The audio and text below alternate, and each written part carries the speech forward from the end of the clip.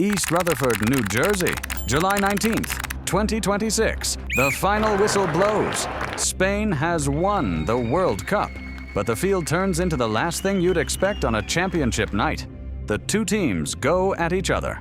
Otamendi goes after Rodri, and the shoving spreads. In the middle of that chaos, a 19-year-old kid walks the other way, toward a 39-year-old man slumped motionless on the grass. He reaches out, pulls him to his feet, and they embrace. Messi says a few words into his ear. The cameras catch the picture, but not the sound. That night, nobody knows what was said.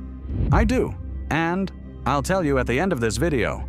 For now, just know this much. These two men are not meeting for the first time. They met 19 years earlier in the away locker room at Camp Nou, over a plastic tub full of soapy water.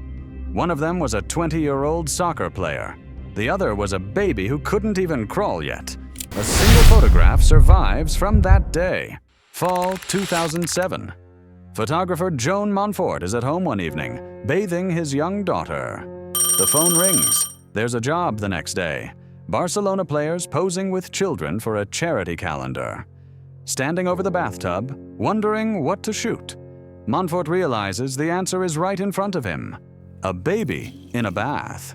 The next morning, he packs the props from his own house, the plastic tub from home, the towel from home, a yellow rubber duck picked out of his daughter's toy box, also from home. The calendar is a project by the newspaper Sport and Barcelona's foundation in support of UNICEF. Half the sales go to children's causes. The families are chosen by raffle, and a family from the Rocafonda neighborhood of Mataró wins the one they entered. Mostly just to see Camp Nou from the inside. Which player they get paired with is pure chance, too. The list has Ronaldinho on it, Xavi, Puyol, Eto'o. The draw lands on Messi. The shoot is awkward for everyone and hardest on Messi. Messi at 20 is even more introverted than Messi at 39, and he has never held a baby in his life. Sheila, the baby's mother, carries him in. Messi pours the water. The yellow duck gets the little guy smiling. A few frames are taken, and half an hour later, everyone says, "Thank you," and goes home. The photos run on the January page of the calendar. The calendar sells, the years pass, and that page ends up forgotten in a drawer. 17 years later, in July 2024, the baby's father, Munir, posts one of those frames on Instagram. Underneath it, he writes a single line: "The beginning of two legends." The soccer player in the photo went on to win everything the game has to offer. 8 Ballon d'Ors, 4 Champions League titles, and the 2022 World Cup. The baby in the photo grew up in Rocafonda and, at 7 years old, walked into La Masia, the same academy that raised Messi. His family deliberately kept the photos hidden for years. Yamal told that story himself later on. His father never wanted the pictures to come out, because a Messi comparison is a lot of weight to hang on a kid. Hiding them wasn't enough. The label found him anyway in the hallways of La Masia, the new Messi. Others had carried that label before. Bojan carried it. Deulofeu carried it. And for most of them, the weight of that comparison ended up burying the talent. Yamal acted like he'd never heard it. At 16, he scored at the European Championship and became the youngest goal scorer in the tournament's history. At 17, he lifted the trophy and picked up the award for the tournament's best young player on top of it. By the summer of 2026, the question had changed. Nobody was asking whether he could be the new Messi anymore. Everybody wanted to see the same game, the kid and the real Messi on the same field. Before the tournament even kicked off, the storyline was set. Ronaldo was 41, Messi was 39, and for both of them, this was almost certainly the last World Cup. The first week flung the two men in opposite directions. Ronaldo played all 90 minutes of the 1-1 opener against DR Congo and was practically invisible. By the next morning, the debate had narrowed to a single question. Should the coach bench him? The answer came in the 6th minute against Uzbekistan.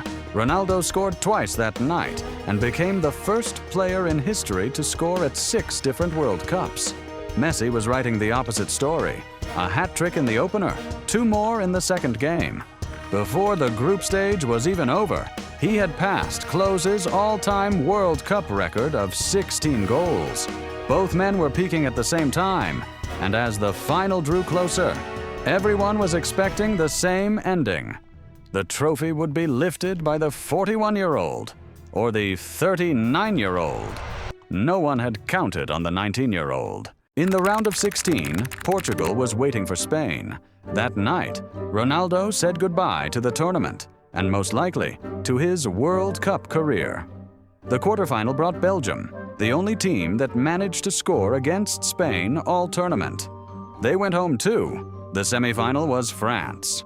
2-0. Yamal won the penalty, and Mbappe barely got a clean look at goal all game. Mbappe's consolation prize was the Golden Boot. He finished as the tournament's top scorer and took over the all-time World Cup scoring record while he was at it. But the final went on without him. Waiting there was Argentina. That week, the internet talked about a 19-year-old photograph more than it talked about the match. When the picture resurfaced, people simply didn't believe it.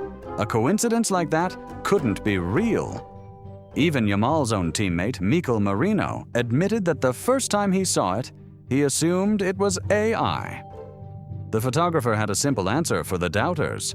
In 2007, artificial intelligence didn't exist, and even Photoshop barely worked. It still got to the point where UNICEF had to publish the real story on its own website. 2007, Camp Nou, a family that won a raffle, and the January page of a calendar.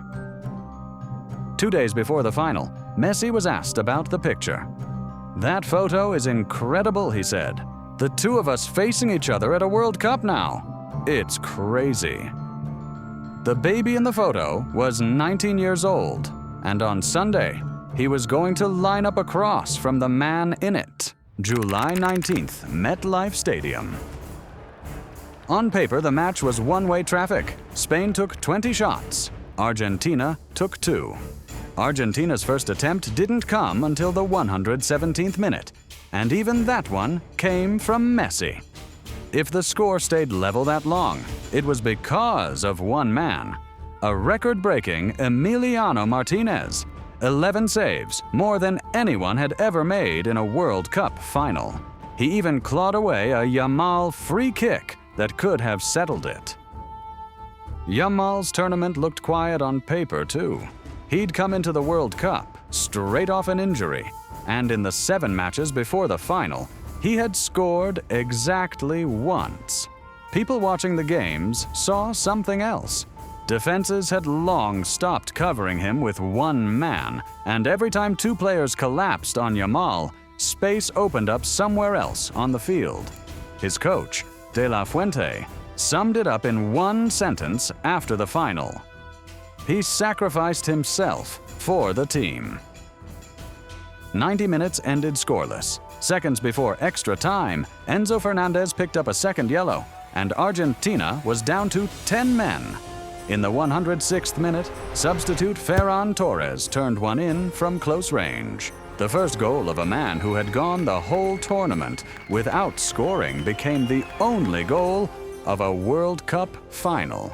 When the whistle blew, Spain was champion of the world for the second time in its history, 16 years after the first.